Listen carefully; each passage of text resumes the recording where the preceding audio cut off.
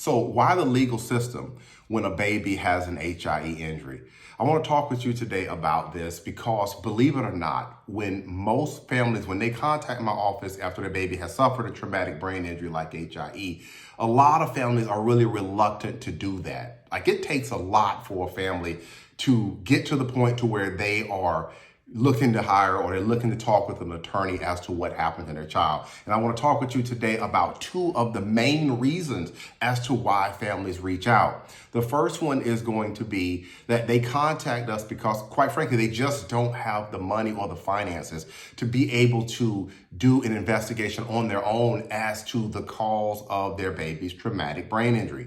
When a baby has suffered an HIE injury, there's generally going to be, three big categories as to why this happened. The first one's going to be either medical malpractice, which is everybody's kind of familiar with that, negligence. The second two are going to be either something genetic or something developmental caused the injury. So generally, you're going to fall into one of those three categories. And sometimes families, they may be told one thing, and just as they're going through the process, they may have questions that lead them to say, okay, well, is this really what's going on? Or is this just self-serving information from the doctors, the nurses in the hospital? And so they look a lot of times to go ahead and try to do this investigation on their own. And then they realize, okay, look, this costs money. And in the American system, in the healthcare system, it can be very, very expensive to get medical records, to talk to medical experts. And then how are you even going to know what experts that you need to talk to? So the first reason that we get is because families they need help financially to try to be able to find those answers as to what caused the injury. The second big one is going to be that if the doctors have caused it, if it's been medical malpractice that actually caused the injury or the harm, then families say, okay, well then, we are going to need help financially to be able to help our child going into the future. And especially if the HIE injury has now turned into a subsequent cerebral palsy diagnosis, then, and this can be a lot.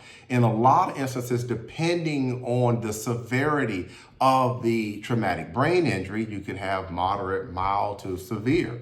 And the more severe the injury, then a lot of times these babies, as they grow up, they're going to need a lot of care. They're going to need a lot of help. And again, going right back to the point that I made in the first part of this video, medical care and medical treatment in the United States is extremely expensive. And so if you've got a family, they may already have other children, or this could be the first child.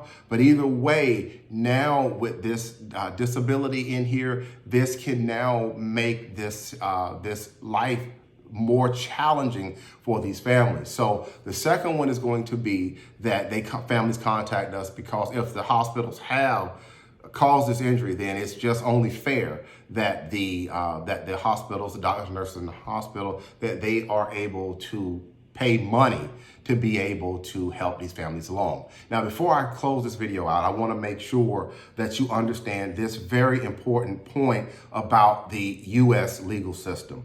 The U.S. legal system, or the civil justice system, the only thing that it can do when we are talking about, in this context, tort claims, the only thing that the court can do is force the other side to pay money. So if you win the case or you settle the case, the only thing that really the court system is here to do is to make the other side pay money. Now, although this is not going to, or no system is going to heal your child's traumatic brain injury, by paying money, that can at least be able to help that child live the best life that is possible to them going into the future. And as a birth injury attorney, I think that is extremely important. And sometimes I think this point can get lost with the parents because what they say is, well, I personally wouldn't want to do this, or I personally may have a position on this. But that doesn't necessarily mean that your child may have that same position if they were able to make the decision on their own. And I think sometimes, like I said, that can get lost. It can get lost in the shuffle with everything. And for a lot of these children, in certain instances, they may outlive the parents.